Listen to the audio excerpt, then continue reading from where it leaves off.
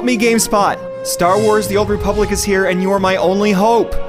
BioWare's massively multiplayer online role-playing game has arrived, and we've discovered that GameSpot users often come to us wondering the same basic things, and so we're here to help you get started. Let's take a look at the most common queries we've received and see if the Force is strong in this one.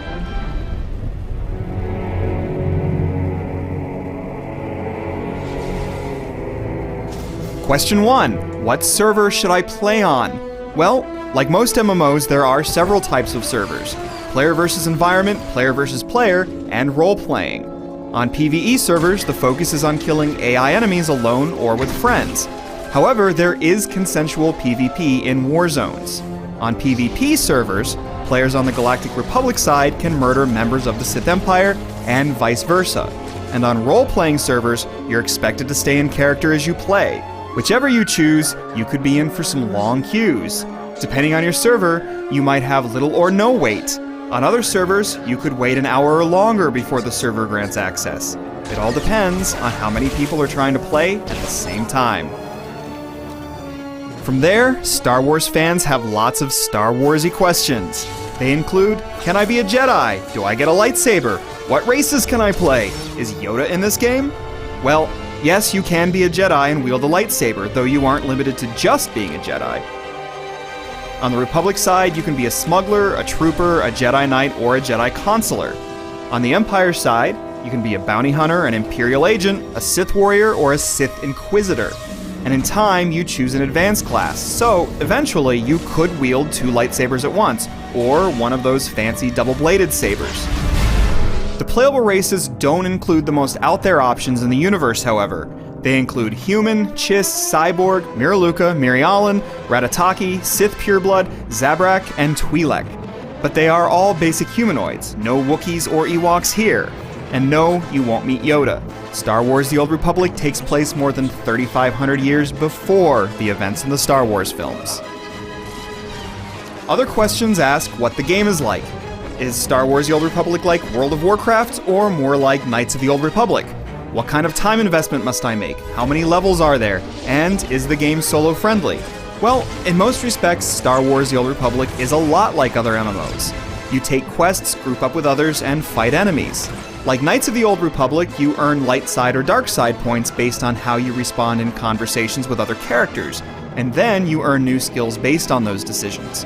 However, the moment-to-moment gameplay is more like a traditional online RPG, and is not like Knights of the Old Republic. You target your enemy and then press hotkeys to perform actions. There is no auto attack. You always have to press a key to perform an attack. Time investment is up to you. At this early stage, it's clear that the Old Republic is entertaining, and it offers dozens upon dozens of hours in content. But the quests aren't so time-consuming that you have to spend many hours at your PC. You can play for 30 minutes or an hour and still feel like you're getting things done. The game is very solo-friendly, and you can even summon a companion to your side. There is no specialized pet class, and the level cap is 50. Other questions get more into the nitty-gritty. What happens when you level up? Are combat roles like other MMOs? Are there group instances and dungeons? Well, when you level up, you gain access to new skills or improvements for existing ones. And once you reach a high enough level, you gain access to a skill tree with which you can further customize your character. You do not, however, spend points in attributes like strength and endurance. Instead, you improve those attributes with the armor you equip. Combat roles are fairly typical. Let's look first at the Republic side. If you want to be a tank, go for the Trooper Vanguard or the Jedi Knight Guardian. For melee damage, choose the Jedi Knight Sentinel or the Jedi Consular Shadow. For range damage, go with the Smuggler Gunslinger or the Trooper Commando. And if you want to go with healing and support, stick with the Smuggler Scoundrel or the Jedi Consular Sage. Now let's look at the Empire. A tank would go with a Bounty Hunter Power Tech or a Sith Warrior Juggernaut. For melee damage, stick with a Sith Warrior Marauder or a Sith Inquisitor Assassin. If you prefer doing damage from a distance, an Imperial Agent Sniper, an Imperial Agent Operative, and a Bounty Hunter Mercenary will be up your alley. And for healing and support, a Sith Inquisitor Sorcerer is the way.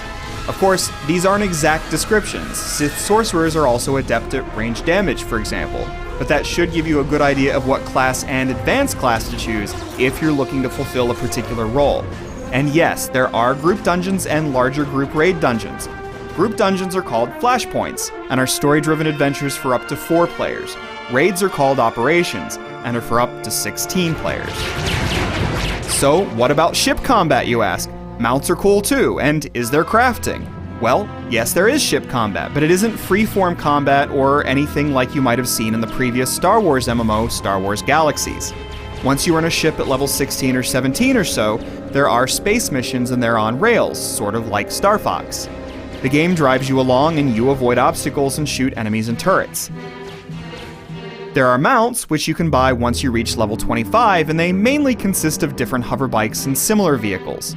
There's crafting too, which is part of what the game calls crew skills. There are 3 types of skills. First, there's gathering, which includes archaeology, bioanalysis, scavenging, and slicing. Mission skills include diplomacy, investigation, treasure hunting, and underworld trading. For these crew skills, you can tell your companion to go off and complete tasks on your behalf.